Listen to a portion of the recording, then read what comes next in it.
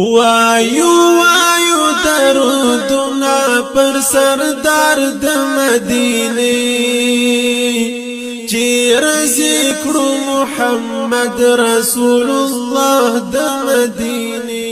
میټک ماته چې ماسوتن داخل شو داود اسمات شو نو ماسوتن د ببلو د سوکی سو پورې چې دی ویخ دی او دیس اعمال کوي او د امتیازي تسسیږي اگر که په دې مانزه دوران کې ولې نه داود اس نه ماتيږي ښا دا عذر دی بیماری دا شریعت عذر هغه معاف کوي نو په دې کپڑے خو به پریتيږي خو داود اس په نه ماتيږي ها خو صرف فرق بدای چې هر منزله بنوي او دس کې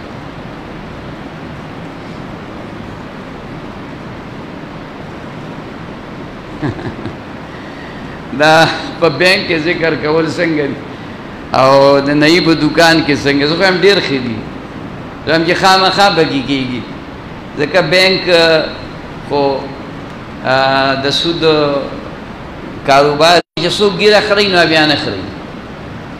نو لس ورځې دې ګیره و نه خري نو دا لوی اختر په ورځ باندې یو طرف ته سنت ابراهیمی کوي ساروی علی او دا غینه چې وزګار شونه بیا په سنت نبوي باندې چاړ راکړي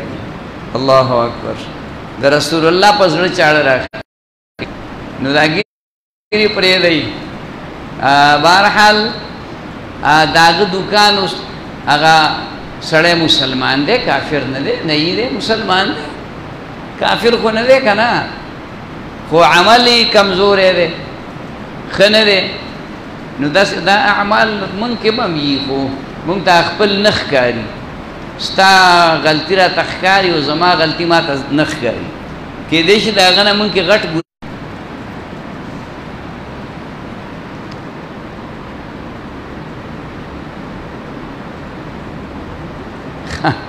لا ملګری وې زمون کو چا قرض دې اوس نه راکې او ډېر وخښو نو که بدمعشي خو بیا ته وبخینو چې نه درکې د سیو کوي د دې لپاره یو دعا بیا ورستو دی لکانو واخلې او دا لا حول ولا قوه الا بالله العلي العظيم دا ختم دی 1500 پیری مخکرو سلسل پیری درود شریف دی دا کوي جاری ساتي او چې ختم کوي نه دعا غواړي ان شاء الله الله پاک با دا غزړ نرم کی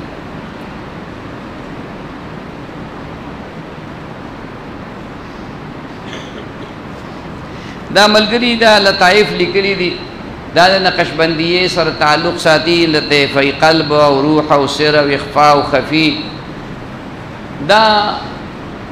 د هر یو لطیفه دا زړه چې د دې تینا دوه ګوتې لاندې دې ته لطیفه قلب وایي نو ته چې دا لطیفه قلب باندې کار کې نو داسې بکې چې په دې جبه باندې به الله نه وي تسبیح به په داسې اندازه اړې لکه ته چې الله وي او توجه به دې په دې زړه چې گویا زما د زړه الله کوي داسې ورپسې هر یو خدا لا لطیفه قلب دا 15000 پیری چې کوم ملګری ته دې ضرورتي بیا د رستو ما سره ملاوي شي یو کس ځکه دا د جمع سیز نه دی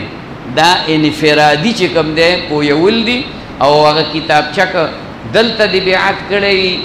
نو هغه کتابچه کې ما دا ټول ترتیب لیکلی خواري مې کړی محنت مې پې کړی نو که اردو دله درځي نو هغه وګوره که اردو نه درځي نو بیا خدای دې هسې وبخښه په دې زمانه کې چاله اردو هم نه ورځي نو نه پوهېږو نو دې باندې نور رڼا نه اچولی کېږي په دې زه رڼا اچوم بیا به دې نظر وسوځي دا رڼا به لږ ډېره تېزه شي نو لږه کمه رڼا پکار ده مونږ دلته کې اجتماع وکړه ماهانه وکړه نو زمونږ په دې ملګرو کې یو ملګری دی نو زما غرور ته وشي یاره ما خو څه رڼا ونه لیدله هغه ته خدای دې ورکړه دا دونه بلپونه لګېدلي ته په دې لارو کوڅو کې بلپونه لګېدلي ته ما رڼا مونږ څه قمقل قوم مونږ وایو چې مونږ کې 15 پیرې لا اله الا الله وي بیا به ګورو جبرئیل علیه السلام خو وحی رانه وړه دا رڼا په سلویخ کاله کې خلکو ته نه ښکاره شوي سلویخ کاله محنت یې کړی دی او دا رڼا یې نه ده لیدلې چې کوم هغه په بصیرت څه ته ویلی کېږي په هغې ښکاره کېږي دا د رڼاګانې پرېږدي د سنتو باندې چلېدل د دې نه عظیم الشان کرامت بل نشته عظیم الشان کرامت دی بل نشته چې ته په سنتو باندې خپله زندګي زمونږ استاد دی مغفور الله مولوي صاحب ډېر لوی ولي د زمانې دی ډېر لوی ولي که د هغه په مخ کې دې چېرته ووي چې دا ډېر لوی ولي دی بیا جاړي خفی قارېږي غوسه کېږي هلکه ساجده خفه کېږي که نه تاسو خیال او شک پکې نشته زه وایم چې په دې زمانه کې غوث نو هغه به ابدالي هغه به لوی مقام دلته کې په دې دغه کې چې کومه دی مردان په دې یونیورسټۍ کې یو پروفیسر دی نو هغه ورته تللی چې ما ته په دې سلسله چشتیه کې اسباق هم راکړه او ترتیب راته وښایه نو هغه ته یې ویلي چې ته لاړ شه طاهر له لاړ شه زه یې ورته یاد کړی وم نو هغه دلته راغی ما پسې ما ورته وی چې زه خو د دې اهل نه یم چې تا ته زما نوم دومره لوی دنیا کې ګوره ځان له ګریډونو کې مخکې چلېږه مخکې ځه پسې چې روپۍ ډېرې وګټې کاروبار کې مخکې چلېږه دې کې اعمال کوا ځان د سنتو مطابق کا انشاءالله بس تا ابدال هم یو ته ولي ابو د پنجاب د سند دوه کس علما راغلي وو دلته تبلیغ کې راغلي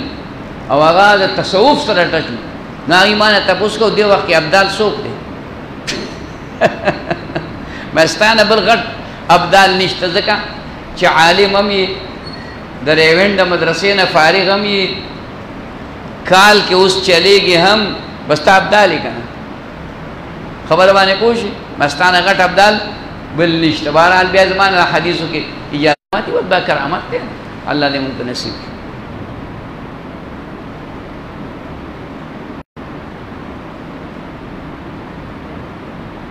دا بے فائدې سوال دی نبی علیہ السلام په ژوند کې اذان کړی او بالکل یې کړی حدیثونه ثابت خدا دا بے فائدې سوال دی د دې سوال ته ما ته فایده وښایه جواب نبی صاحب نه دی کړی اذان ښه څه چلو شو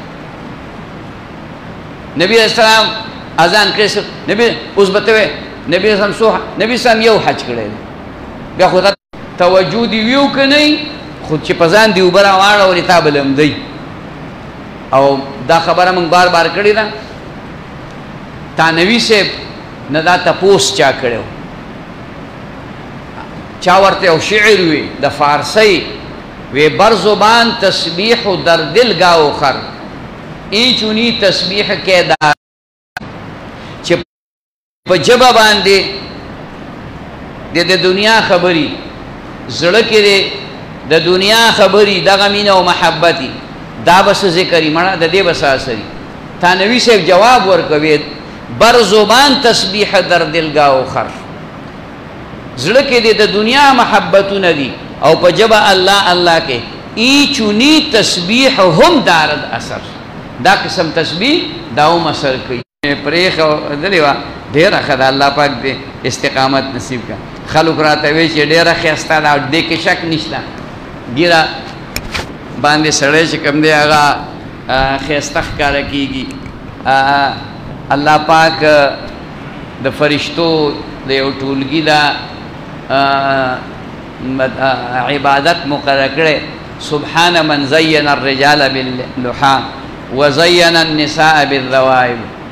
هغه ذات لپاکی ده چې هغه د زنانه نارینهو ته په ګیره باندې ښایست ورکړی زینت ورکړی او زنانهو ته د سر په ویښتو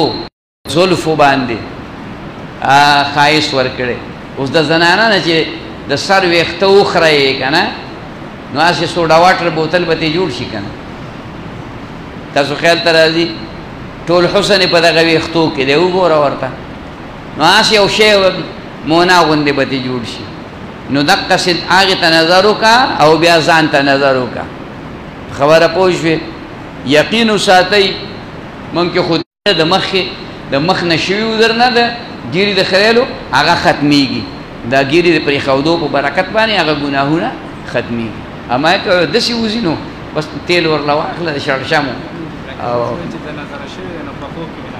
نه خیر د نظره شوې نه ده پوه شوې د نظره شوي ماشاء الله لا حول ولا قوة الا بالله ووایه او ځان پې دم کا نو نظر به ختم شي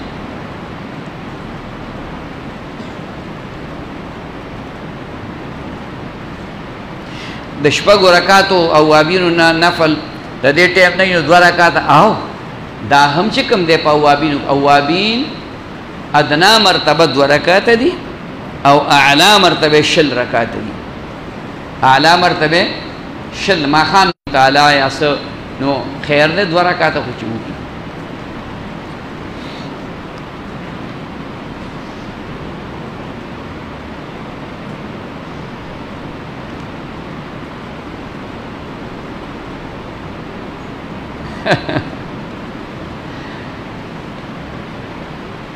دا ملګری ډېر عجیبه سوال کړی دی وایي چې دا خبره مې اورېدلې ده چې چشتیه سلسله کې ټول بوج په مرید باندې د ټولو ګناهو او په سلسله نقشبندیه کې د ټولو ګناهونو بوج په پیر صاحب باندې دا خبره ټیک ده ډوډۍ دې ته خورې وړېږم بس خیال کې مراله پیټه دې ستا په سري او ستړی کې حسنة فله اجرها واجر من عمل بها چا د یو نیک عمل بنیاد کېښود او څونه خلکو پې رستو عمل کو دې سړي ته به هغومره ثواب میلاویږي او د هغې په ثواب کې به کمی نه راځي من سن سیئة فله وزرها ووزر من عمل چا چې د بد عمل بنیاد کېښود د ګناه د جرم نو دا سلسله به روانه څومره خلک چې ګناهونه کوي دا سړی به پکې شریک خو په سلسلو کې دا نشته 4 مشهور سلسلې دي بیا په دې کې وړې وړې ځان له نورې جوړې شوي دي دا 4 غټې سلسلې دا چې کوم دی شیخ عبدالقادر جیلانی هغه پکې ډېر لوی محنت وکړو نو هغه سلسله په قادریه مشهوره شوه خیال کې راغله دقه رنګې شیخ شهاب الدین سهروردي د پکې ډېر محنت وکړو او ډېر تجدید یې پکې وکړو نو هغه چې کوم دی په سهروردیه باندې مشهور خواجه معین الدین چشتي هغه په دې چشتیه کې ډېر محنت وکړو نو په چشتیه باندې مشهوره شوه خیال کراله دا خواجه نقشبندی هغه په دې نقشبندیه کې ډېر محنت وکړو نو هغه په نقشبندي باندې دغه سلسله مشهور اوس بیا په دې کې دننه وړې وړې نورې سلسلې شته خدای غټ شاخونه دي دای غټ شاخونه دي چا پکې ډېر محنت کړی دی د هغه په نوم باندې مشهور شوی نور څه چل نشته لکه ته مدرسه جوړه کې او ستا چې کوم دی نو محمد قاسم نوم دی او قاسم العلوم نوم دی ورله کېښود قاسم العلوم نوم دی ولغه مونږ د یو مدرسې افتتاح کوله حضرت معتمم صاحب نور الله مرقده هغې تشریف حیاتو نو ما ته یې ویې طاهره وې د مدرسې له نوم کې د ملا د مدرسې دی وایي چې د مدرسې دراله نوم کې دی نو د هغه ملا نوم چې کوم دی نو فاروق مولا نومې دی خیال کې راغله نو ما ورته وی چې یاره جي دې له به جامعه فاروقیه یا که نه دارالعلوم فاروقیه داسې نوم به ورله کېږدو دی به پې په خوشحالېږي چې د دی زما نوم کېښود موږ به منسوب کړو عمر فاروق رضی الله تعالی عنه دغه مولا نوم هم عمر فاروق دی نو ما دی به هم خوشحالېږي دړی دړی به کېږي چې که خیري زما نوم خو پکې راغی اوس هغه مدرسه جوړه کړه مثال دا مثال درته وایم نوم پکې داغه د نوم یو جز پکې راغی خو چې څومره خلک پکې وروستو سبق وایي نو هغه ته به اجر او ثواب ابه مړي په قبر کې به پروتي او ثوابونه به ورته رسیږي خبره مان پوه شوې. نو دا د سلسلو کې چا چې غټ محنت کړی دی د هغې په نوم باندې چې کوم دی هغه سلسلې هغه مقرر شوي دي او دې کې بیا په دې چشتیې کې په خپله دوه درې قسمونه دي د هغې بیل بیل وظایف او اذکار دي. ساروردیه کې دغه رنګې قادریه کې درې څلور قسمونه دا بعضې سلسلې مونږ دلته لګولي دي او بعضې مونږ نه دي لګولي دي هلکانو لیکلي دي که زه خو دې خبرو څه پروا نه ساتم او خیر بهرحال دی لیکلي دي. نو دې کې دا قادریه دوه درې قادریې پکې دي نقشبندیې پکې دوه درې دي دا په مختلفو دغه طریقو باندې را رسېدلي دي. نو بهرحال دا نوره ډېره اوږده خبره د څلورو سلسلو وضاحت وکړم. دا څلور سلسلې مختصر غوندې خبره مې درته وکړله.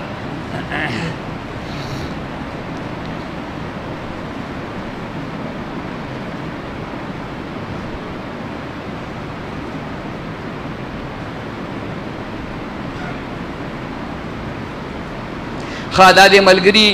ویلي دي چې تپوس کړی چې زمونږ په کلي کې مولانا صاحب د اختر د مانځه نه پس او د خطبې نه مخکې دعا وکړه ویې فرمایل چې د خطبې نه پس دعا نشته ښې ویلي دي دا دعا د مانځه نه بعد ده. زمونږ دې وطن کې مونږه الټا په دې خبره کې چلی بهتره داسې ده زمونږ د فقهي کتابونو دغه لیکلي دي چې د اختر د مانځه نه بعد دعا وکړه او بیا خطبه ووایه او ځئ بیا تختې خپلو کورونو ته ځئ که قربانۍ کوئ او که بل څه کوئ. ښې کړي دا هغه چې دا عمل کړی دا یې بهتره کړی دی ښې کړي دي. الله دې موږ لم توفیق نصیب.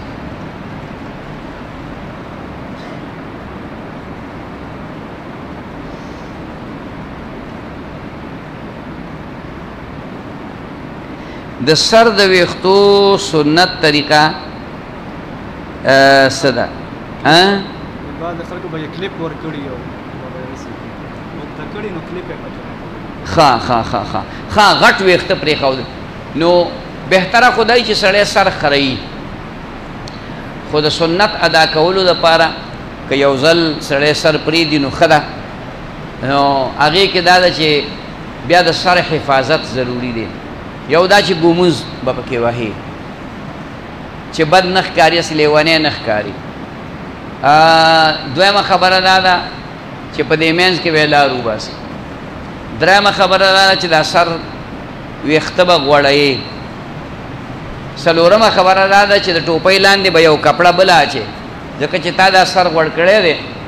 چې دا ټوپۍ او دا پټکۍ درله څښا نه کړي. تاسو خیال ته راله او په کلیپ باندې کلیپونه خو دا زنانهو کار دی دا که څه زنانه غوندې ذاتي نو په نور خو چې کوم دی نو کلیپ په سر کې ویښتو کې نشته دی او دغه دی دا بس ویښته د دې غوږونو پورې پرېښودل دي دا هډوکی دې ځای کې دی بیا د هغې نه د غوږونو نرمو پورې بیا د اوږو پورې او بیا بالکل مکمل ټول ویښته دا څو طریقې نبی علیه الصلاة والسلام پرېښودلي دي ویښته خو نبی علیه السلام چې کوم حفاظت کړی دی او په احادیثو کې کوم خبر راځي نو زه چې نن سبا ګورم نو دا چا چې دا غټ غټ ویښته پرېښودلي نو ویښته هغه پرېښودلي ساډوبي په ما راولي ځکه حفاظت یې نه کوي. څه ویښته یې داسې تلي او څه یې داسې تلي او سره ګونجي شوي او سم د چکړ شوي غوندي نو دا چې ته غوړوې نو بیا دا دوړه راکاږي نو دا به بیا اینځې نو روزانه دا ویښته اینځل هم پکار دي او ته چې کوم نه د خدای د رضا دپاره پې صابون نه راکاږي مطلب باندې پوه شوې نو سنت دي او ډېر سنت پکې ژوندي کېږي خو کې به هغه سنت به ورسره کې نو او کلیپونه ملیپونه پکې نشته ښه نبی علیه السلام د کلیپ نه دی ثابت دا خبرې ثابت دي دا کوم چې ما راته وکړې چې ګومنځ به کې په منځ کې به یې لار وباسې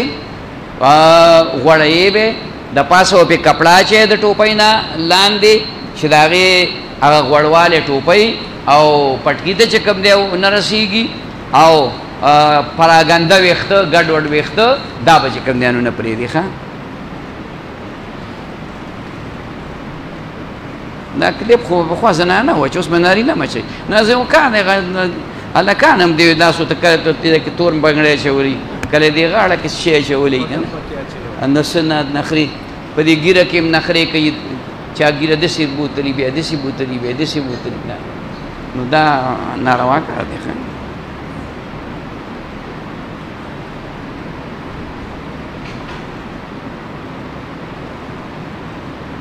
دا سړی وایي چې دله چا دوه توري ورکړي یو کس ته خو او دا توري غیر چاپېره تاوی په هوا کې ډېر ښه دی وایي د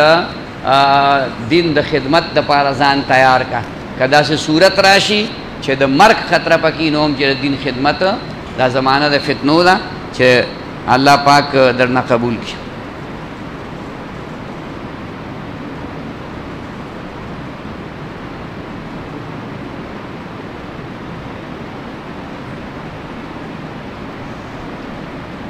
دا سړی وایي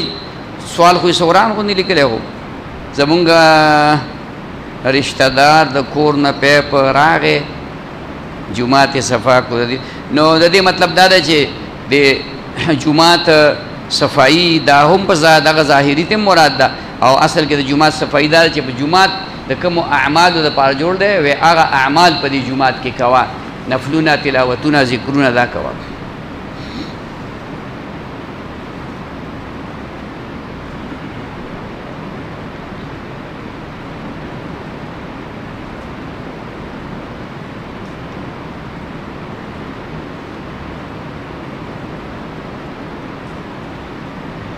دا ملګری وایي چې خوب کې مې لیدلی چې په نهر پورې کېږم بیړو پول دی آخري بیړۍ هغه ختمه شوله زه نهر کې پاتې شوم ښه دی د دې مطلب دا دی اللهم د ډېرې نیکۍ کولو توفیق دله درکړي کوشش کوه چې ډېرې نیکۍ کوي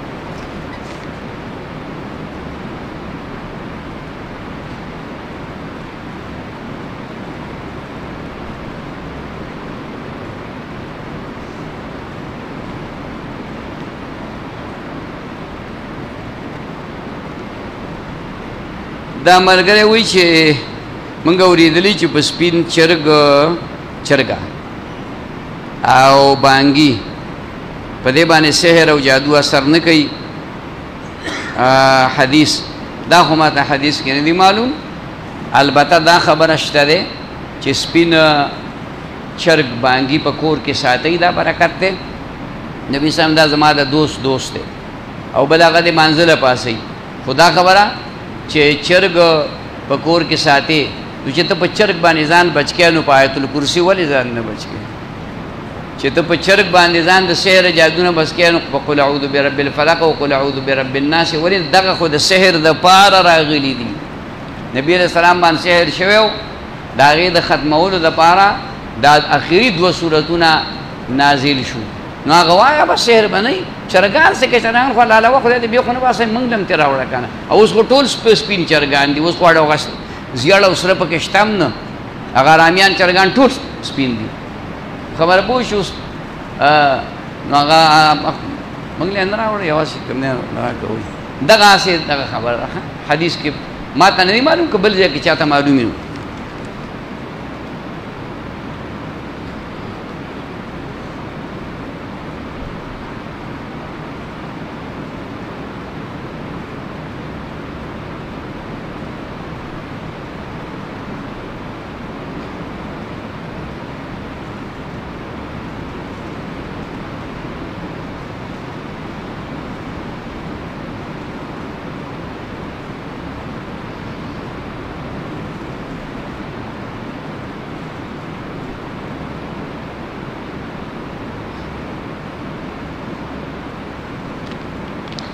دا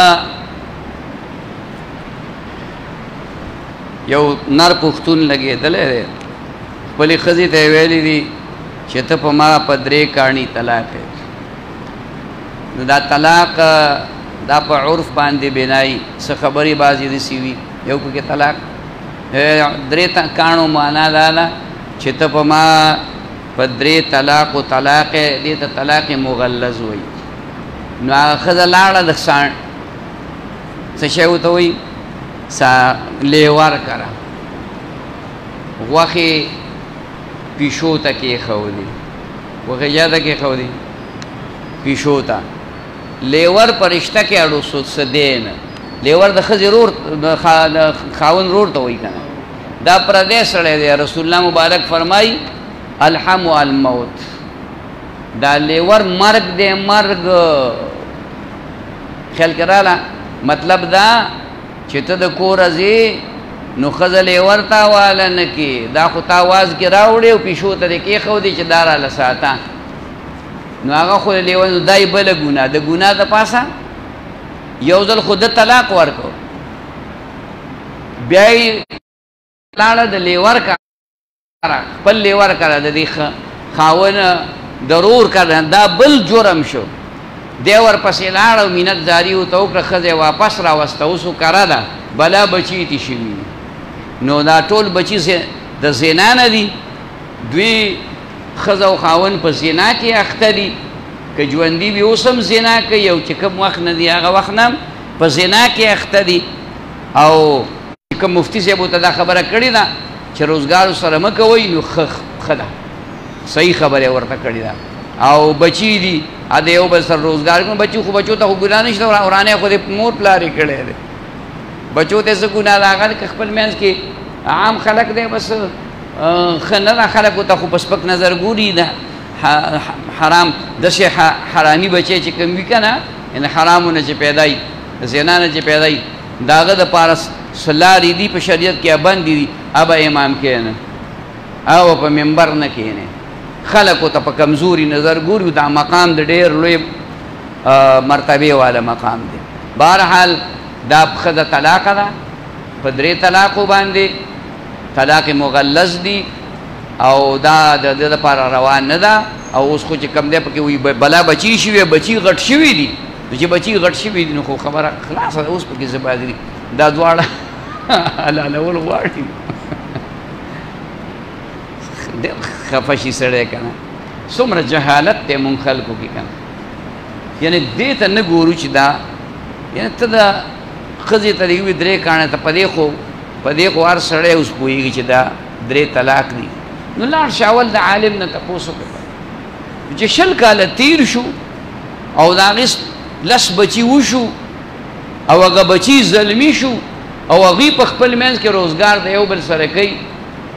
خو لوی دي که نه، ماشومان نه دي، د غېږې نه دي که نه، زمانې پکې تېرې شوي. نو الله دې راته معافي وکړي. انا لله و انا الیه راجعون.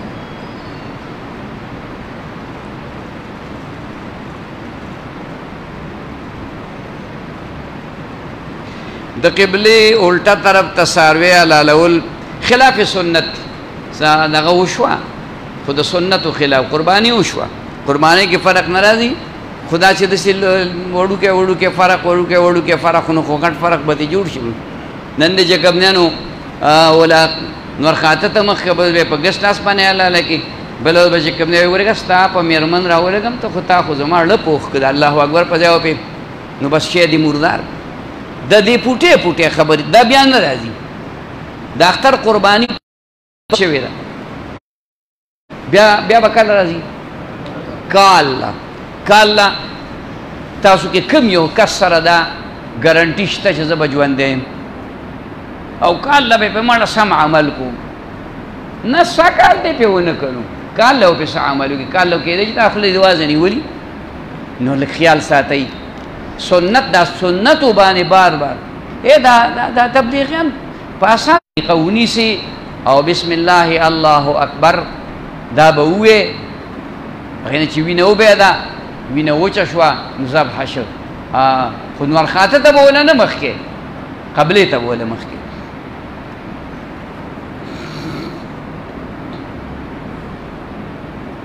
دا ملګری وایي زما والده صاحب بیمار، الله پاک دې صحت کامله عاجله نصیب کی،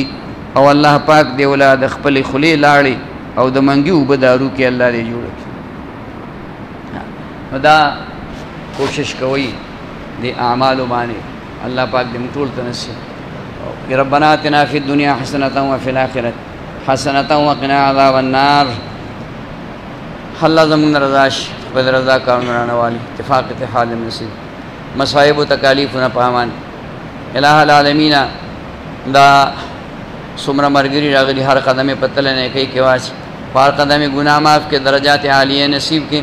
د هر قسم آفات و بلیات و مصائب و تکالیفونه دوی زموږ د ټولو حفاظت نصیب کې. الہ العالمین